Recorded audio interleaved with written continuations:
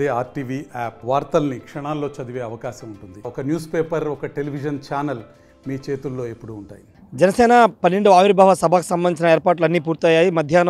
సాయంత్రం 4 గంటల నుంచి ఈ సభ ప్రారంభం కాబోతుంది. ప్రస్తుతం దీనిపై మనతో మాట్లాడడానికి జనసేన పార్టీ అధికార ప్రతినిధి రాయపాటి అరుణ ఉన్నారు. మేడం, ఎలా చూస్తారంటే 11 సంవత్సరాలు పూర్తి చేసిన 12 సంవత్సరాలు అడుగు పెడుతున్నారు.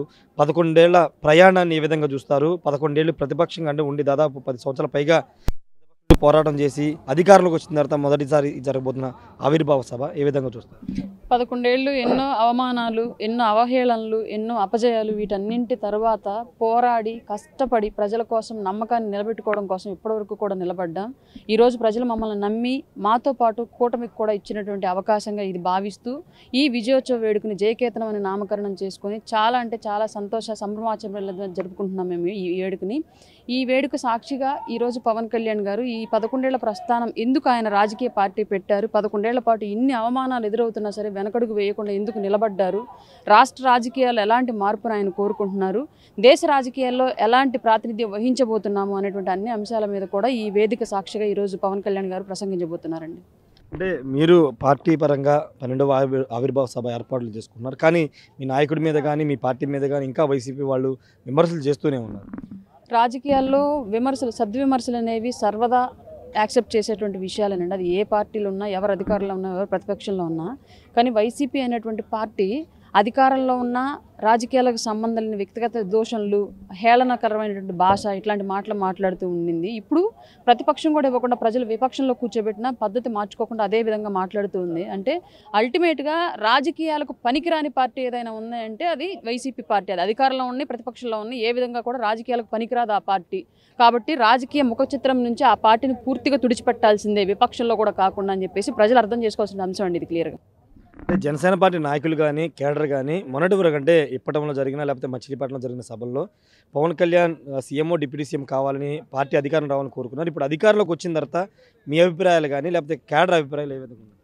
కేడర్ అభిప్రాయం ఎప్పుడూ కూడా పవన్ కళ్యాణ్ గారి యొక్క మాటే శిరోధార్యం అండి. మాకు స్వయంగా అభిప్రాయాలంటూ ఏముండవు. ఆయన ఏ బాటలో నడిస్తే ఆ బాటలో ఫాలో అవడం మేము నేర్చుకున్నటువంటి రాజకీయం క్లియర్గా. ఎందుకంటే నాయకుడిని నమ్మాం ఇక్కడ మేము క్లియర్గా. మా నాయకుడి యొక్క వ్యక్తిత్వాన్ని నమ్మాం. డబ్బు పైన, పదవి అధికారాల మీద వ్యామోహం లేనటువంటి వ్యక్తి వ్యవస్థలో ఉంటే ఏ స్థాయిలో నిస్వార్థంగా పాలన కొనసాగిద్దో మేము కళ్ళారా ఇప్పుడు ఈ 9 నెలల పాటు చూస్తూ ఉన్నాము. దానికి కారణం ఇవాళకి కూడా ఆయన ప్రభుత్వ ఖజానా నుంచి ఒక్క రూపాయిని కూడా వినియోగించుకోకుండా ఆయన సొంత సంపాదనతోనే ఇప్పటికీ కూడా ఆయన శాఖల్లో మెయింటెనెన్స్ అనేది ఆయనకు సంబంధించిన మెయింటెనెన్స్ చేస్తూ ఉన్నారు. అలాగే ఒక్క రూపాయి కూడా ఎక్కడ అవినీతి జరగకుండా వివిధ రకాలైనటువంటి పనులను పూర్తి చేస్తూ ఉన్నారు. ఆయన శాఖల్లో చేపట్టినటువంటి నియామకాలు కూడా ఎక్కడా లంచాలకు, రికమెండేషన్లకు తావు లేకుండా ప్రతిభ, సీనియారిటీ ఆధారంగానే చేపడుతూ ఉన్నారు. కాబట్టి ఇవన్నీ కూడా ప్రజాస్వామ్యబద్ధంగా ఎన్నికైనటువంటి ఒక నాయకుడికి ఉండాల్సిన లక్షణాలు.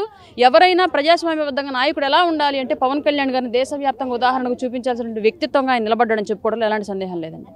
మీలాంటి నేతలకి ఇంకా దక్కాల్సిన గౌరవం దక్కలేదని ఒక విమర్శ వినబడుతుంది. ముఖ్యంగా అధికారంలోకి వచ్చిన తర్వాత కూడా ఇంకా జనసేన కేడర్ కానీ కొంతమంది నేతలు సంతృప్తిగా లేరనేది కొంతమంది మాట్లాడుతున్నారు. పదవి ఉంటేనే గౌరవం అనే మాట పిచ్చి మాట జనసేనలో క్లియర్గా. జనసేన అంటేనే ఒక గౌరవప్రదమైనటువంటి పార్టీ. అందులో ఆ కండువా కింద ఉంటేనే గౌరవం దక్కిద్ది. వాళ్ళది మేము రాష్ట్ర వ్యాప్తంగా చూస్తూ ఉన్నాము.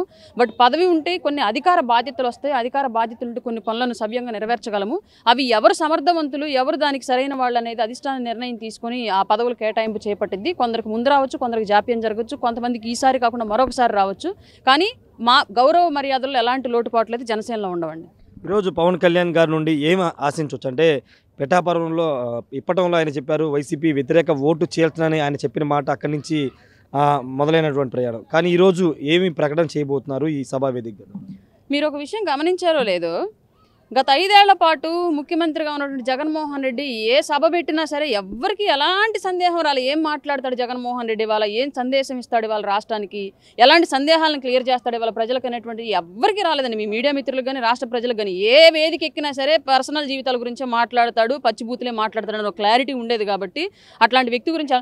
కానీ పవన్ కళ్యాణ్ గారు ప్రతిపక్షంలో ఉన్నా ఆయన ఏం మాట్లాడతారని ఎదురు చూసారు, వాళ్ళ అధికార పక్షంలోకి వచ్చినా ఏం మాట్లాడతారని ఎదురు చూస్తున్నారు. అంటే ఆయన ప్రతి ప్రసంగం సందేశాత్మకంగా అండగానే ఉండిద్ది, ప్రజలకు కనువిప్పు కలిగించేలాగా ఉండిద్ది, ప్రజలకు భరోసా ఇచ్చేలాగే ఉండిద్ది అని చెప్పేసి మీరు అందరూ భావించారు కాబట్టి ఆయన స్పీచ్ ఏ విధంగా ఉండిద్దని మళ్ళీ ఎదురు చూస్తున్నారు. ఈ రోజు రాష్ట్ర రాజకీయాల్లో మా పాత్ర ఏంటి, 11 ఏళ్ల పాటు పడినటువంటి ఈ అవమాన భారంతో మేము అనుభవించినటువంటి ఇబ్బందులు ఏంటి, ఈ 11 ఏళ్ల ప్రస్థానంలో మాకు ఎవరు తోడుగా నిలిచారు, రాబోయే రోజుల్లో దేశ రాజకీయాల్లో మా పాత్ర ఏంటి అనే అంశాల మీద పూర్తిగా ఆయన మాట్లాడబోతున్నారండి. ఫైనల్గా సనాతన ధర్మం గురించి ఒక సంచలన ప్రకటన ఈరోజు స్టేజ్ మీద నుండి పవన్ కళ్యాణ్ చేయబోతున్నారు అనేది ఒక టాక్ నడుస్తుంది. ఇప్పటి వరకు దానికి సంబంధించి అధికారికంగా కానివ్వండి, అంతర్గతంగా కానివ్వండి ఎలాంటి ఇన్ఫర్మేషన్ మాకు లేదు. మీతో పాటు మేము కూడా ఈగర్గా వెయిట్ చేస్తున్నాం. Thank you madam. ఖచ్చితంగా జనసేన పార్టీ పదవుల కోసం పనిచేసే పార్టీ కాదు, ఆ జెండా కింద జనసేన పార్టీ జెండా కింద నిలబడితే దక్కే గౌరవం చాలని రాయపాటి అరుణ చెప్తున్నారు. పదవులు ఎక్కడా కూడా ఆశించట్లేదని చెప్తున్నారు.